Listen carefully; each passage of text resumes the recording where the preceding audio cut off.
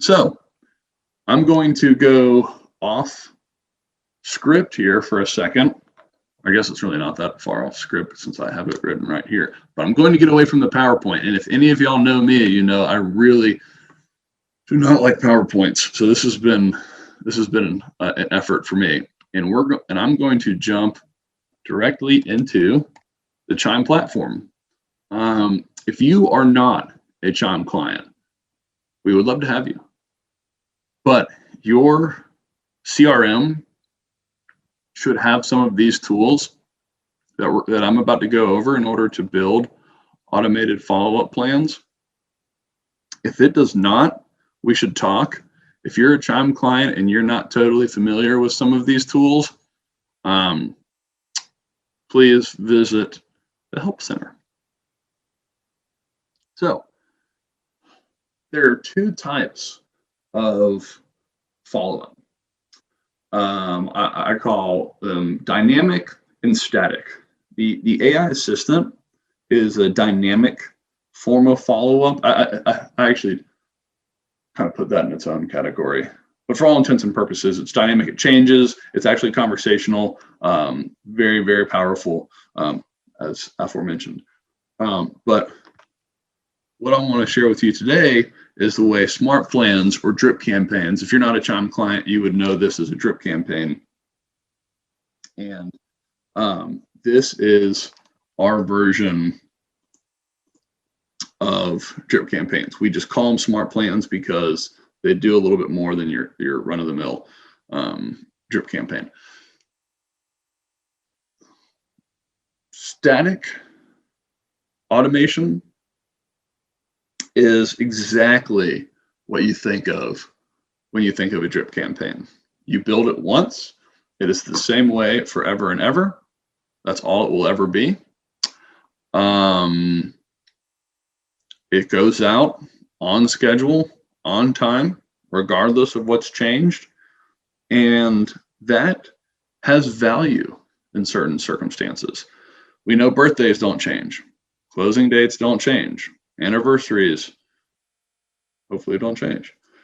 So you want those dynamic types of campaigns because they're really good for long-term nurture, past client, sphere of influence style nurture. You want that, right? And so you can actually see, those reoccurring plans. This is that static type of nurture. That's okay. You want that to an extent. But when you're talking about converting leads at a really high level, that's not good enough. You need something more dynamic. And what I mean by dynamic is that if the circumstances change, the smart plan or drip campaign or whatever you use can change with it, right? So this is really common with behavioral-based messaging, but this needs to be. This is a more complicated topic than I think people necessarily give it credit. Behavioral-based messaging is most often associated with a brand new lead or maybe an uncontacted lead. A lead came in 6 months ago and they just came back to your website. I definitely want my system texting them, right? They came in 6 months ago. I forgot about them 5 months and 28 days ago, right? So I'm off. I'm selling real estate. I'm busy. But the system is never going to be too busy for these kind of leads. So think of it this way. A lead, again, you've never contacted this lead. It's an online lead, no prior relationship. Returns to the website after 28 days, 4 weeks. This is these details right here are where so many people actually begin to drop the ball, because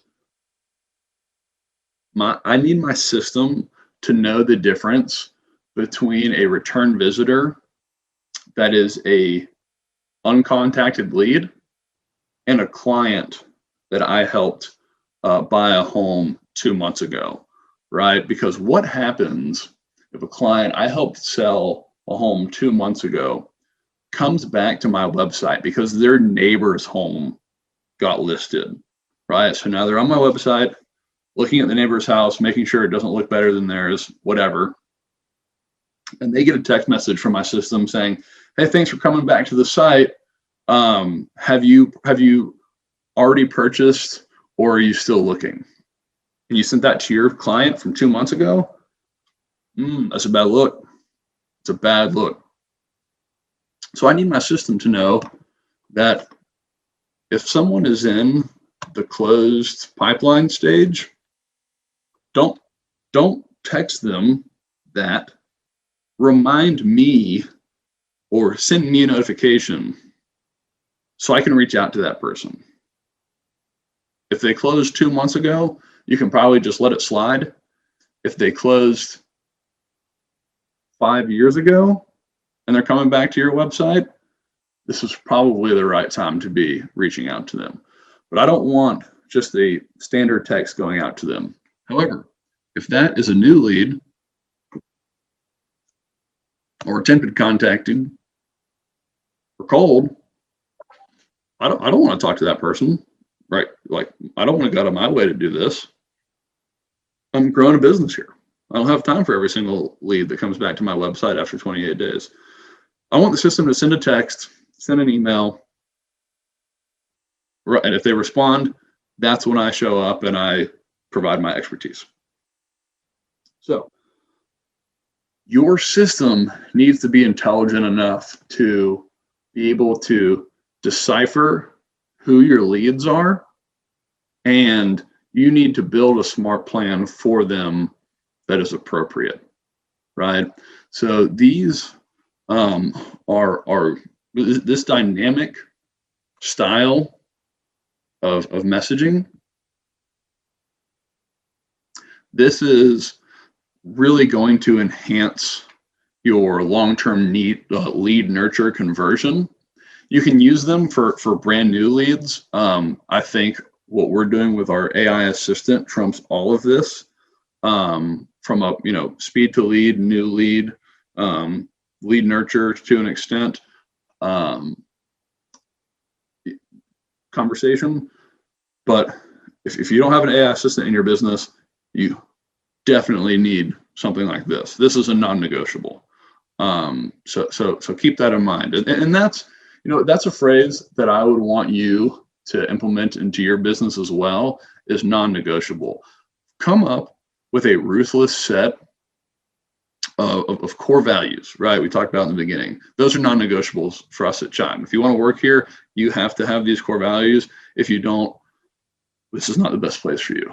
If you run a business, if you have new leads, if you have technology in your business, there's certain standards that are non-negotiables. In order to scale and grow a profitable business, this is what you have to do. And what I want to point out is none of what I've said, nor what I'm going to say, included buying any more leads than you have today, right? This is all technology to get the most out of what you already have in your business. If you don't implement this, and instead you just continue to do what you're doing and just buy more leads and fill the funnel at the top, you'll probably get more closings at the bottom.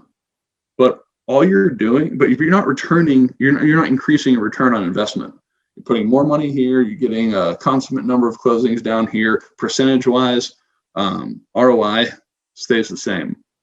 And the concern there is because you have more leads, you may become more overwhelmed, so you may not be able to scale your conversion rate. So you, matter of fact, may decrease your return on investment percentage-wise, and you definitely can't increase your return on investment percentage-wise. So there's really only downside of buying more leads without implementing proper automation into your business. So think about that, because that is Absolutely. Um, an overlooked aspect of scaling a real estate business is buy more leads without necessarily increasing your return on investment.